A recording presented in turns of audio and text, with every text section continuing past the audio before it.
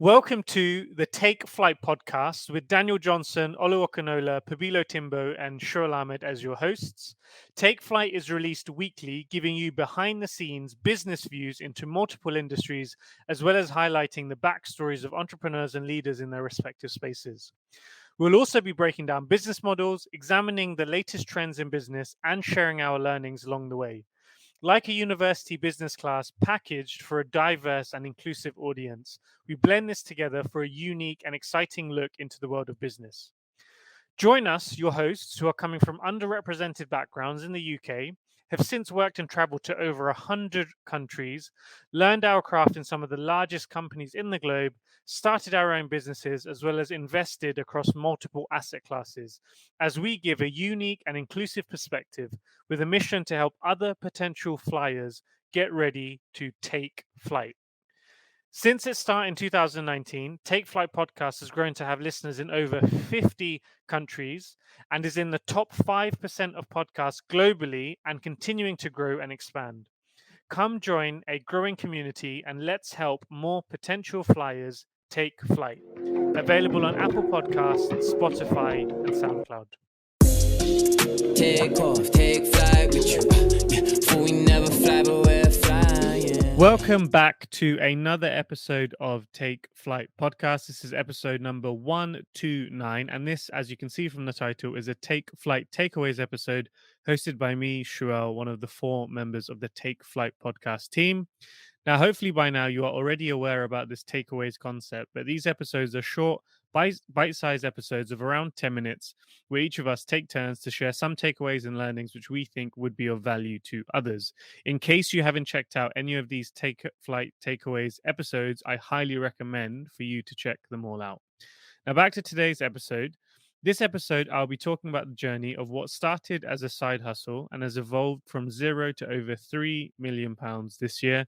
And this is specifically related to my real estate company, Ahmed Capital Group, also referred to as ACG. Now, I will split this episode into 3 parts. 1, the timeline of my experience with ACG. 2, why did I even start this in the first place? And 3, the how of how we've been able to reach this really, really exciting milestone recently. Now, just to give some context, ACG is a real estate investment firm which I founded in 2016. We focus on projects in the southeast of England, with our business model being that we identify and add value to properties while also managing our tenants in-house with our team. We do this to deliver a triple win scenario: a win for investors by providing attractive returns for them, a win for our tenants by providing good quality housing products and service, and then a win ultimately for ACG, a continued growth of our portfolio. So, to start the episode and to give some context and timeline of my experience with ACG. So, I bought my first property back in 2014.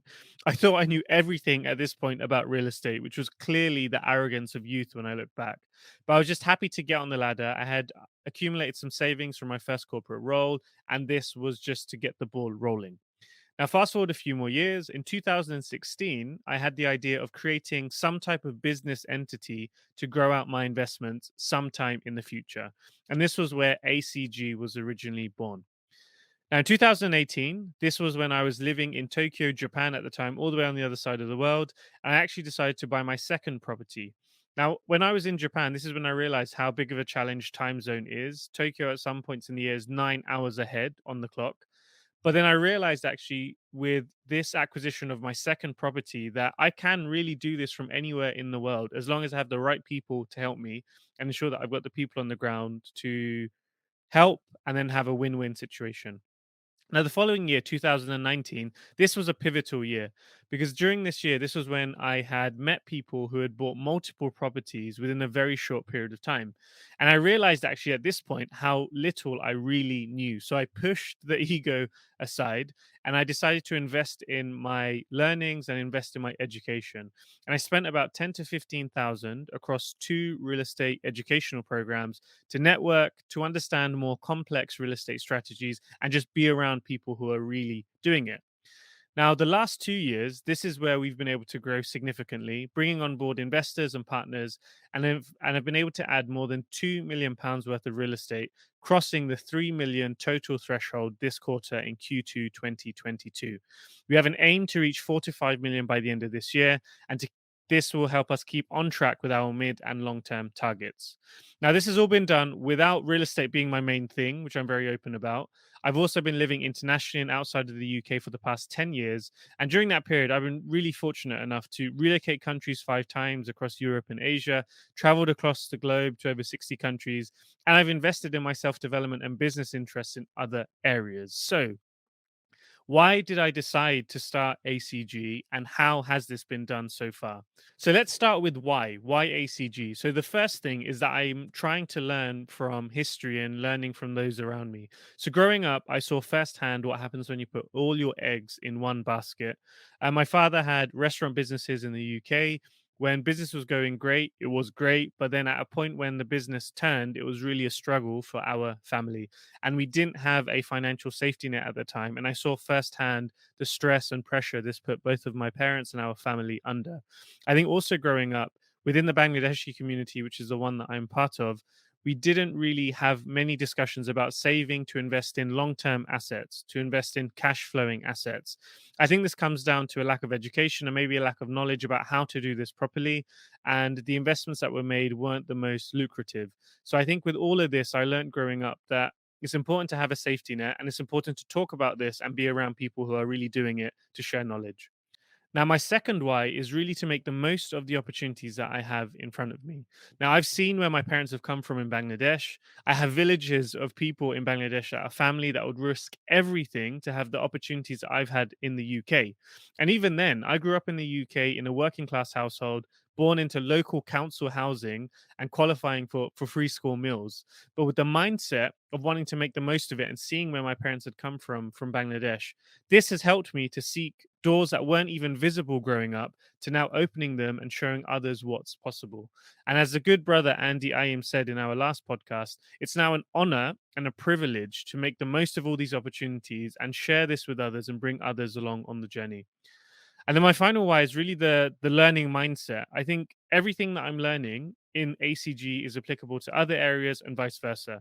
From cash flow, from raising finance from investors, to managing building teams, to setting up processes for my team to have the autonomy to drive things, working with a lot of uncertainty at times and stress, communication, all of this.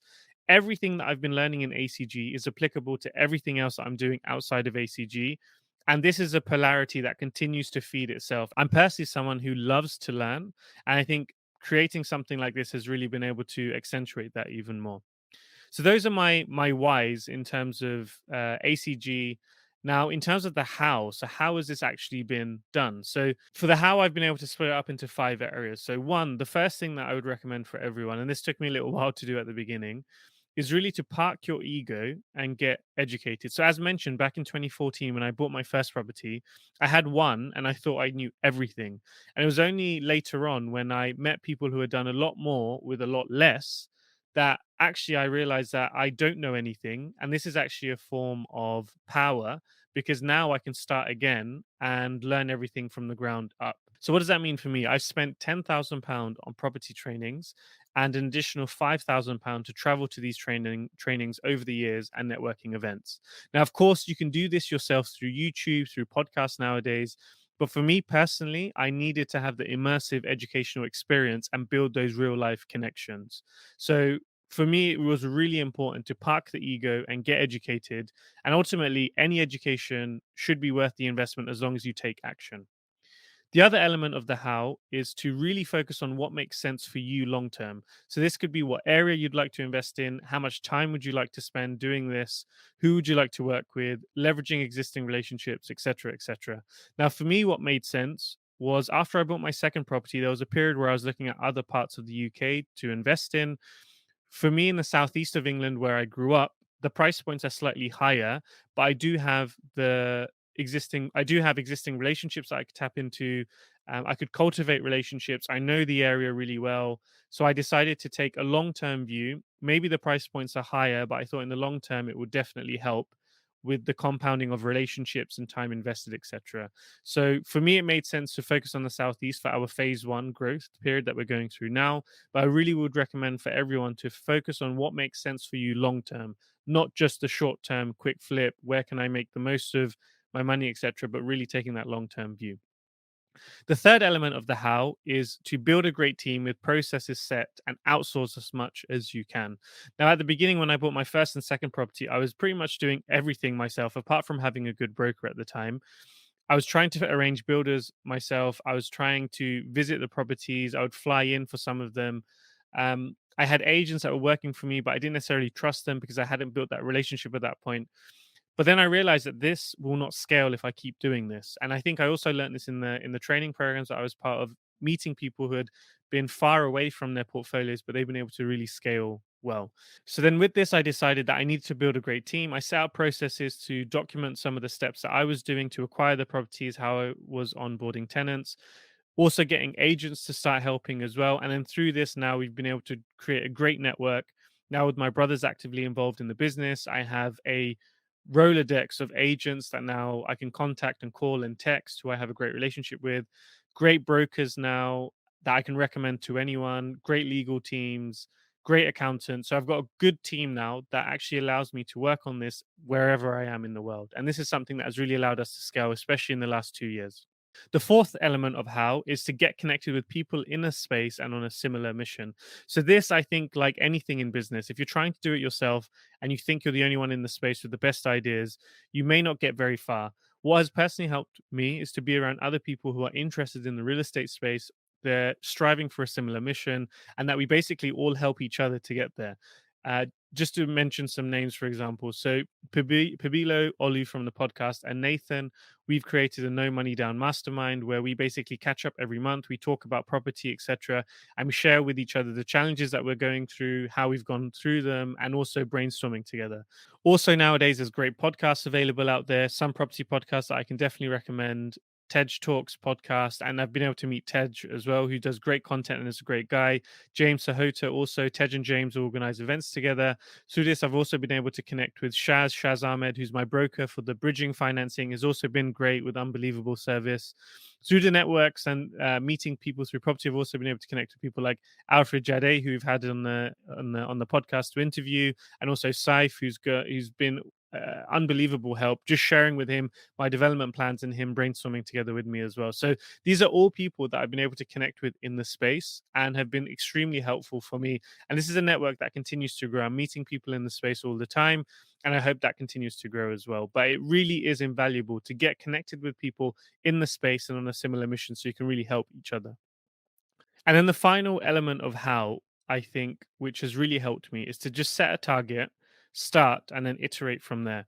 So when I bought my first property back in 2014, I had set up a target of having 4 properties by 30, and then I ended up with 8 at 30 by growing and learning more about the space. I'd also set a target of £1 million portfolio by 2021, and now that I've got to 2022, we've just hit more than 3 million. The next target for us to reach is 10 million by 2023, 2024, to then get to 100 million within this decade. Now, this doesn't need to be all in real estate, but that's the target that I've set on the board. We've also calculated backwards in terms of how we'll get there, and we will definitely get there with the team that I have now in place and the future team that will join us on this work. And Nandi, especially, let's clip this for the future and play it back once we reach those milestones. But for me personally, setting a target gives me the direction to work towards, building on everything that I've mentioned above. As long as you have a strong why in terms of why you're doing it, you're clear on how you're going to do it as well, then these targets help you to continue to grow and push yourself to start looking at bigger developments, working with partners like investors, and then really trying to go for it. So that's it, guys. That's the journey of 0 to 3 million, why and how. I hope this has been useful. In case you have any questions, would be interested to invest, or if I can help you in any other way, you can find me on LinkedIn with my name Shuwel, or Instagram at Shuwel1. I look forward to doing an update when we get to 5 million or 10 million soon. Please make sure to also check out our previous takeaway episodes in case you haven't, as well as our Take Flight Talks episodes where we talk to others leading in their space. The last interview with Andy was a great one. Now, if you haven't done so already, please do also subscribe to us on whichever platform you listen to us on, or maybe watching us on YouTube. Leave a review if you have 30 seconds to spare, or even share this with someone who you think may find it helpful. We'll be back next week with the full gang. Until then, shout out to you. Thank you for listening. The Flyers, keep on taking flight and flying high. Take off, take flight with you. Yeah, for we never fly, but we're flying.